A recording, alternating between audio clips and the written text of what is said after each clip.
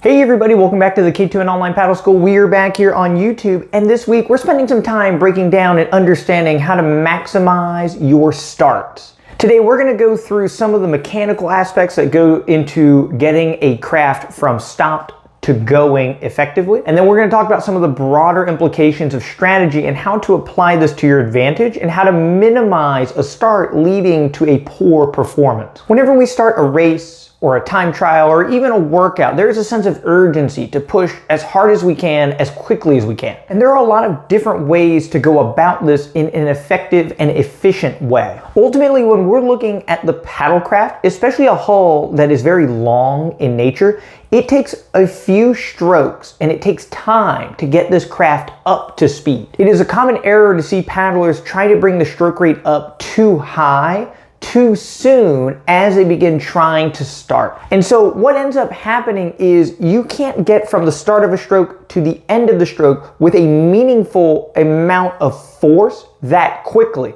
But the urgency is there to turn over incredibly fast. So we end up cutting that part of the stroke short. We go in closer to us, we exit sooner, and our time in the water is very limited. This would be akin to seeing a tire spinning in the mud.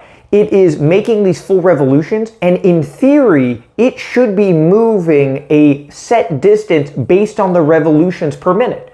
But because there's no traction, it is spinning thousands of times and it is not going anywhere. So with an effective start, our paddle operates in the same way. We can take a lot of strokes, but if we don't create this traction with our connection with the water, the vessel is not going to move that efficiently. Now we're allocating all this time and energy into taking these strokes that aren't getting us anywhere. So the solution to this is be patient. Try to take a full stroke. Getting from the front of the stroke to the back of the stroke is going to take a little longer because you have no glide that is helping you with this process, and that's okay. As you go into the second stroke, you'll have more glide, and the third stroke, and the fourth stroke. These boats do overall accelerate fairly quickly, but they can't do it in one or two strokes. So once you get to your fourth or fifth or sixth stroke, you should be approaching your overall cruising speed. And now as the boat speed increases, as your glide increases, now you can take strokes that are much faster in nature and still get this bite on the water that is allowing you to travel forward effectively. Trying to stick through and take those first few strokes that are long and arduous and start moving faster in conjunction with the boat speed. This is the methodology to moving the most effective.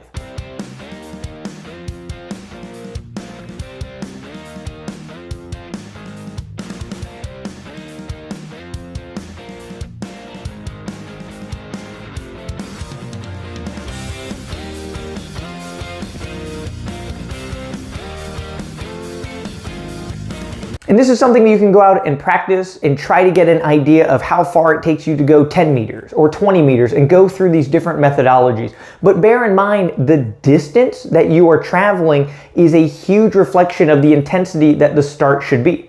If you are being judged on 30 seconds of paddling, it may be okay to shoot the stroke rate up as high as you physically can, as soon as you physically can, because within that inefficiency, you may be able to get a small boost in speed. But if you're paddling for minutes and taking hundreds of strokes, now you don't need to waste that much energy to save a millisecond early, because you can make up for it by being efficient in the middle and the end of these distances. And now if you're paddling for hours on end, the urgency of the start in general is now very low. This is what we're going to start talking about, some of the strategy that goes into the starts and how your training methodology can pinpoint exactly how urgently you should start an event. There are two formats, right? We have a time trial format, which would be like lane racing, where you're out there by yourself or maybe with one other person who is supposed to be far away from you going in a perfectly straight line. And then you have course racing, where you're going to navigate a field of paddlers going through a course, making turns together and being in the mix with a bunch of different paddle craft. When looking at the strategy for a start, especially in the time trial, one of the most common mistakes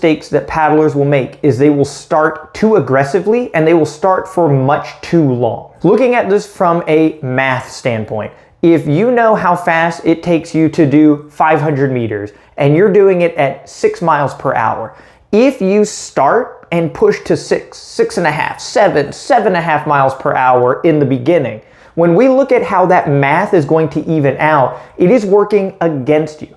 If you're holding 7 miles an hour for any amount of time, but your average speed is only going to be 6, what does that mean? It means that somewhere on the course, you hit the wall and you start going 5.9 and 5.8 and 5.7 and 5.6. This phenomenon occurs because of lactic acid buildup. It happens because of going into an oxygen debt.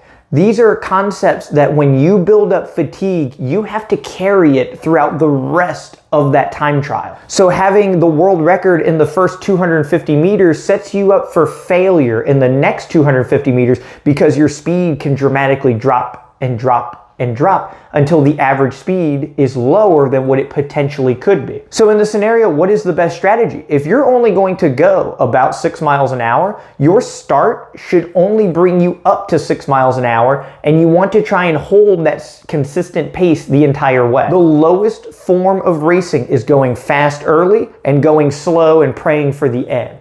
The smartest strategy you can have is starting slow and going so fast at the end that the split times work with you. By the time you go into this oxygen debt, the course is over. If you go into that debt early, you have to carry it for minutes and minutes on end, and your performance can only drop. So again, with the start, you're looking for as few strokes as possible to get you up to your goal speed, and then the next transition is into a pace where you hold it for the duration. Now, as you approach the last 100 meters and approaching the finish line, you can now allocate any additional energy that you have to going faster, and by the time you hit the wall, you've crossed the finish line. Every single distance racing event that happens in the world that is about 1 minute or longer follows this systematic ideology. Every single event in track and field does the same thing, right? They pace and they sprint. It is just how the athletes optimize their training and their physiology to go fastest. If you watch the mile run and you watch them sprint the first mile, they are walking by the end.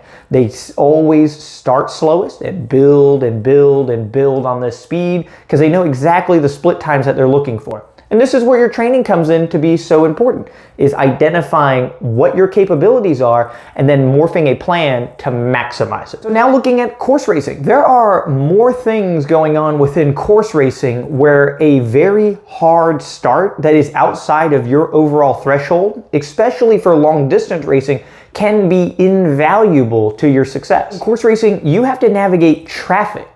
When you start a race, if everybody is going hard and you are trying to pace yourself, you may get stuck behind a vessel that can potentially be minutes behind your end goal speed. And in obstructions like bridges and shallow water and other paddle crafts, it may be impossible to get around these slower crafts that have now made it in front of you because they won the 50-meter dash. Now it takes you a mile before you can get rid of them. This is where having a very effective and explosive start pulls you away from the field and puts you into clean water.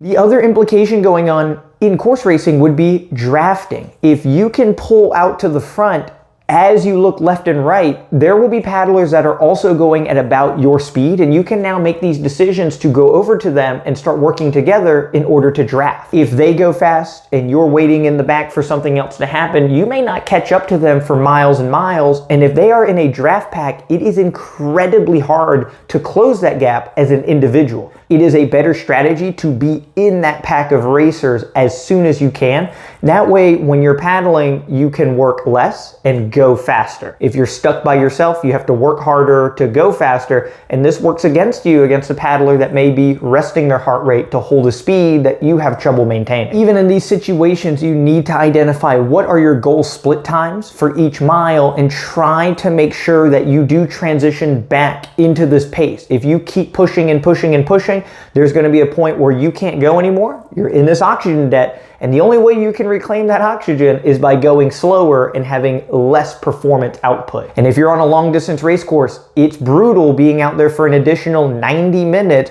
as your body is trying to recuperate when you're forcing it to keep working. So being smart with your start and not letting it hold you up and hinder your overall performance is the key. Thank you guys so much for checking out the video this week. Not a lot of technical details outside of making sure you're taking a full stroke, but a little bit more analytical and strategy. Don't forget to check out our vlog series. We talk about some of these ideas using my anecdotal races and their performances and identifying some of these ideas and pinpointing them. So if you found this video interesting, you should go back and watch some of the other vlog episodes to pick up on some of these ideas put into real world practice. A big shout out to all of our YouTube members. This video came out almost 3 weeks early. So if you are a YouTube member, you got to watch this video incredibly early. It is $2.99 a month. It is only a small fee, but it is a big help to supporting this YouTube channel. Don't forget to check out the K2NOnlinePaddleSchool.com. We have a full series on race tactics, going over drafting positions, managing turns, paddling in traffic, doing your starts. There are so many aspects that go into racing that you need under your belt in order to be successful on a race course. Work directly with a coach to showcase your skills at the highest level and to make those advancement forwards that you want to this race season. Thank you all so much for checking out the video. Don't forget to subscribe if you haven't. We have these videos coming out every week. Thanks again, and we'll see you all next week for the next paddle tip video.